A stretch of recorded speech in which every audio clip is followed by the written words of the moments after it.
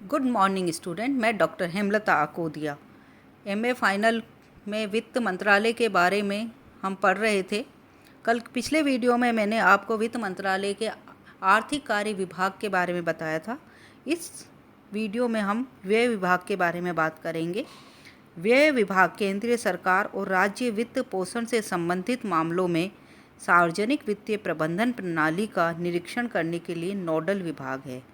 विभाग के प्रमुख कार्यकलापों में सभी प्रमुख स्कीमों परियोजनाओं के पूर्व स्वीकृत मूल्यांकन, राज्यों को स्थानांतरित केंद्रीय बजटीय संसाधनों की राशि का रखरखाव करना, वित्त आयोग की सिफारिशों का कार्यान्वयन, वित्तीय सलाहकारों के साथ विचार विमर्श के माध्यम से केंद्रीय मंत्रालयों विभागों में व्यय प्रबंधन का निरीक्षण करना, वित्तीय नियमों विनियमों और आदेशों तथा लेखा परीक्षा टिप्पणियों अवलोकनों की मॉनिटरिंग, केंद्रीय सरकारी लेखों को तैयार करना, केंद्रीय सरकार में कार्मिक प्रबंधन के वित्तीय पहलुओं का प्रबंधन, सार्वजनिक सेवाओं और संगठनात्मक पुनः परिचालन की लागतों और मूल्यों को नियंत्रित करने में केंद्रीय मंत्रालयों विभागों की सहायता देना तथा सार्वजनिक व्ययों के निर्गतों और परिणामों के इष्टतम के लिए प्रणालियों और प्रक्रियाओं की समीक्षा करना शामिल है।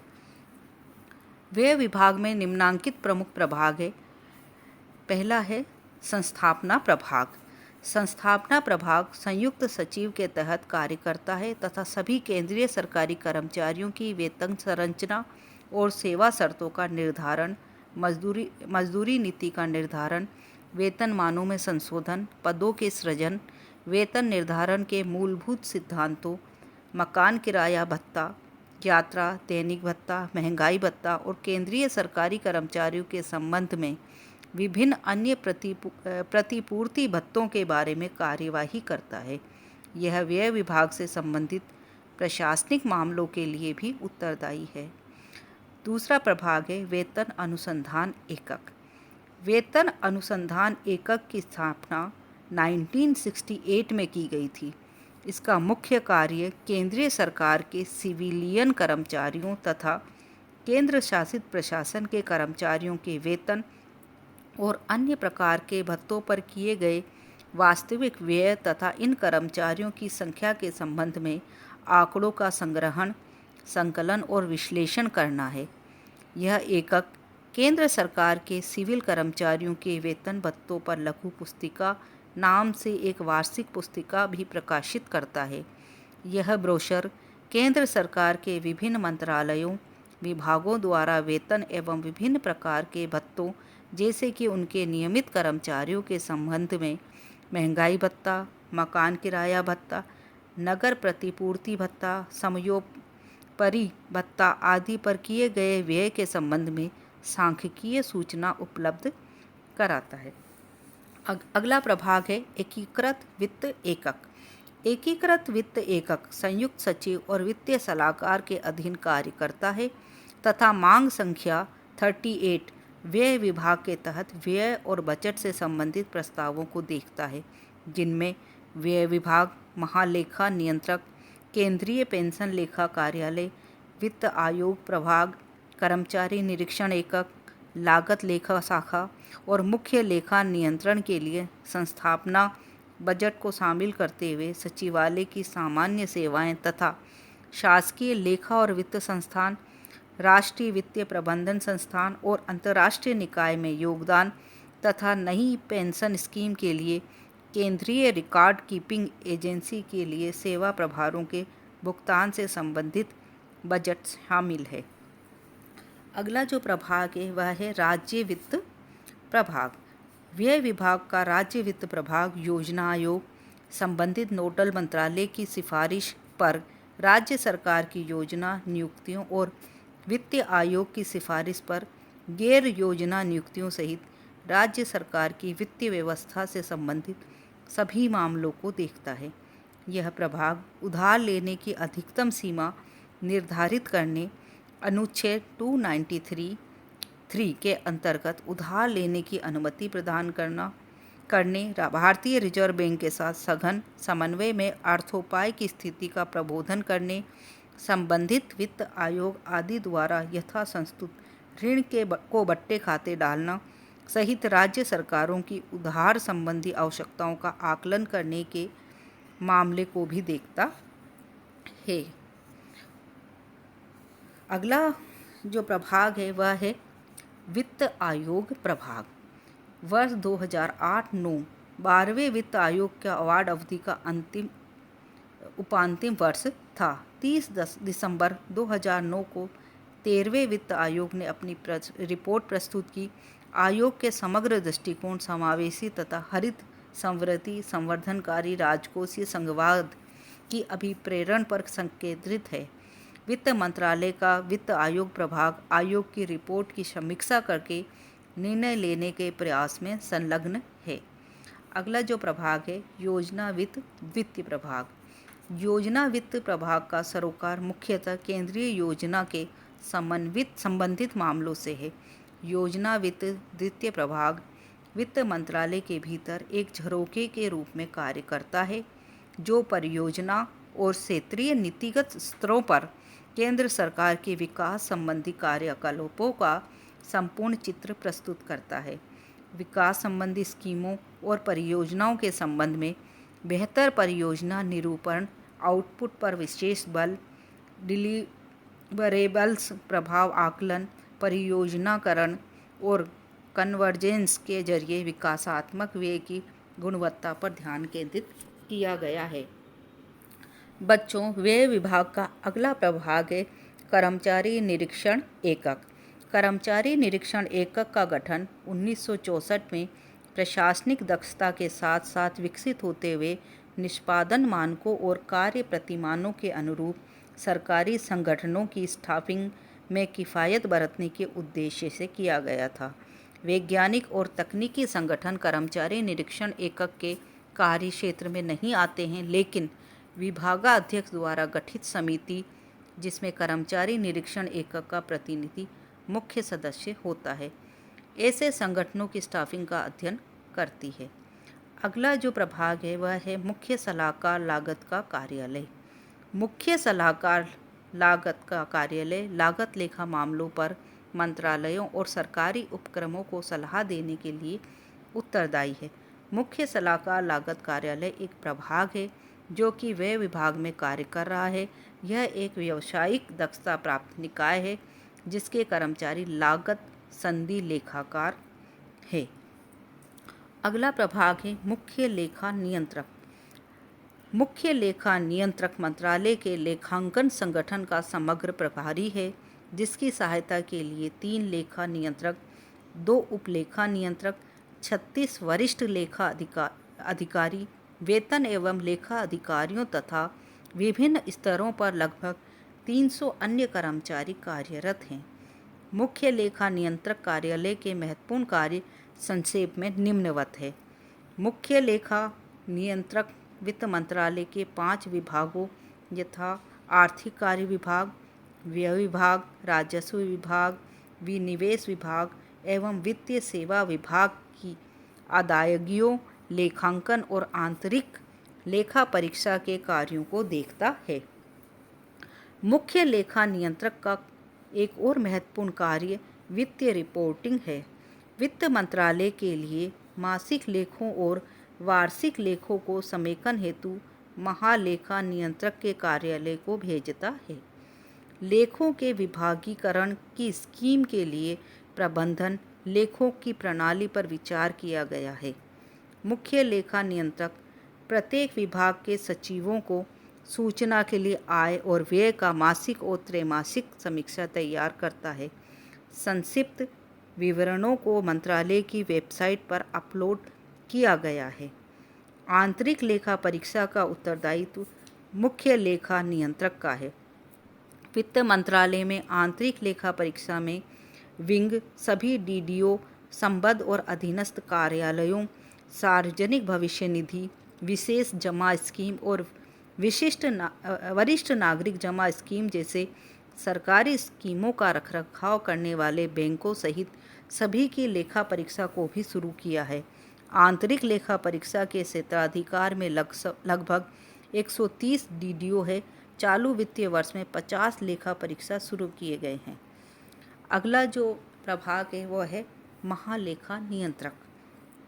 महालेखा नियंत्रक केंद्र सरकार का शीर्षस्थ लेखांकन प्राधिकरण है, जो भारत के नियंत्रक एवं महालेखा परीक्षक की सलाह पर केंद्र एवं राज्य सरकार के लेखों के स्वरूपों के निर्धारण के लिए संविधान के अनुच्छेद 150 के अंतर्गत राष्ट्रपति की शक्तियों का उपयोग कर रहा है। मोटे तौर पर कार्य के आवंटन के अनुसार महालेखा नियंत्रक के कार्य हैं संपूर्ण केंद्र और राज्य सरकारों के लिए सामान्य सिद्धांतों, लेखांकन के स्वरूप और प्रक्रिया से संबंधित नीति का निरूपण, सिविल लेखा संगठन का गठन करके केंद्रीय सिविल मंत्रालयों, विभागों के भुगतान, प्राप्तियों और लेखा संबंधी मामलों में समन्वय एवं देखभाल करना, मंत्रालय विभागों में प्रबंधन, लेखा प्रणालियों की शुरुआत करने में समन्वय एवं सहायता करना, ताकि कुशल नकद प्रबंधन एवं प्रभावी वित्तीय प्रबंधन सूचना प्रणाली के जरिए सरकारी संसाधनों का इष्टतम उपयोग किया जा सके। सरकारी व्यय के वितरण एवं सरकारी प्राप्तियों के संग्रहण के लिए बैंकिंग व्यवस्था को शासित करना तथा संघ सरकार के नकद संतुलन के समाधान हेतु सेंट्रल बैंक के साथ पारस्परिक तालमेल बनाए रखना, केंद्र सरकार के मासिक एवं वार्षिक लेखों को समेकित करना, भारत सरकार द्वारा ठोस राजकोषीय नीति के निरूपण और कार्यान्वयन हेतु समग्र प्रयासों से ठोस राजकोषीय रिपोर्टिंग प्रणाली प्रस्तुत करना, भारतीय सिविल सेवा लेखा संगठन के भीतर दोनों पर्यवेक्षी और ऑपरेशनल स्तरों पर अपेक्षित अधिकारियों और कर्मचारियों की भर्ती, तैनाती और करियर प्रोफाइल प्रबंधन जैसे मानव संसाधन प्रबंधन सुनिश्चित करना। महालेखा नियंत्रक का कार्यालय वित्तीय वर्ष के पूरा होने के 2 माह के भीतर भारत सरकार के अस्थायी लेखे भी तैयार करता है। चूँकि अस्थायी लेखों और अंतिम लेखा परीक्षित वार्षिक लेखों के बीच बहुत मामूली सा अंतर दिखलाई पड़ता है, जिस व्यावसायिक दक्षता के साथ ये लेखे तैयार किए जाते हैं, उनसे पिछले कुछ वर्षों से प्राप्त उच्च स्तरीय विशुद्धता के स्तर का पता चलता है।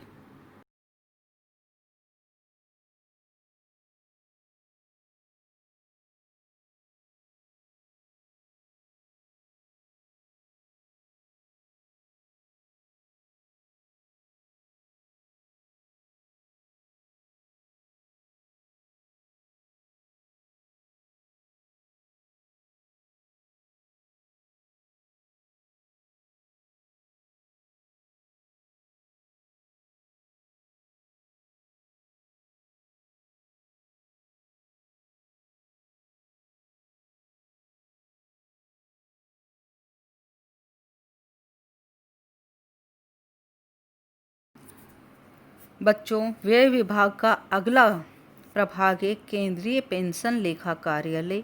केंद्रीय पेंशन लेखा कार्यालय, जिसकी स्थापना 1/1/1990 को हुई थी, प्राधिकृत बैंकों के माध्यम से केंद्रीय सरकारी सिविल पेंशनरों को पेंशन की अदायगी के लिए योजना को अंजाम दे रहा है। इसके कार्यकलापों में अन्य बातों के साथ साथ निम्नलिखित कार्य शामिल हैं: विशेष सील प्राधिकरण जारी करना, अनुदान के अंतर्गत बजट तैयार करना और उसके पश्चात उसका लेखांकन करना, बैंकों द्वारा किए गए पेंशन भुगतान की लेखा परीक्षा। CPAO भारत के पूर्व राष्ट्रपति, उपराष्ट्रपति, पूर्व सांसद, सर्वोच्च न्यायालय तथा उच्च न्यायालयों के सेवानिवृत्त न्यायाधीशों, केंद्रीय सिविल पेंशनरों, अखिल भारतीय सेवा पेंशनरों, वृद्ध स्वतंत्रता सेनानियों के पेंशन तथा सेवानिवृत्ति के उपरांत मिलने वाली सुविधाओं के भुगतान से संबंधित कार्यों को देखता है। यह म्यांमार एवं नेपाल के पेंशनरों के पेंशन भुगतान को भी डील करता है। केंद्रीय पेंशन लेखा कार्यालय पेंशन बजट की भी तैयार करता है। पेंशन भुगतान तथा व्यय की मॉनिटरिंग के दक्षतापूर्वक तथा जल्दी निपटान हेतु वर्ष के दौरान कई नए उपाय शुरू किए गए। इनमें एकीकृत पेंशन निपटान केंद्र, ई-स्क्रॉल्स की शुरुआत, पेंशन प्राधिकरण के फॉर्मेट, तथा ईपीपीओ की पुनः डिजाइनिंग शामिल है। अगला प्रभाग है राष्ट्रीय वित्तीय प्रबंधन संस्थान। इस संस्थान की स्थापना प्रशिक्षण, अनुसंधान एवं वित्तीय परामर्श का कार्य करने, लेखा एवं लेखा परीक्षा, सार्वजनिक अर्थव्यवस्था, मानव संसाधन प्रबंधन, सूचना प्रौद्योगिकी के क्षेत्र में एक उत्कृष्ट संस्थान के रूप में की गई है।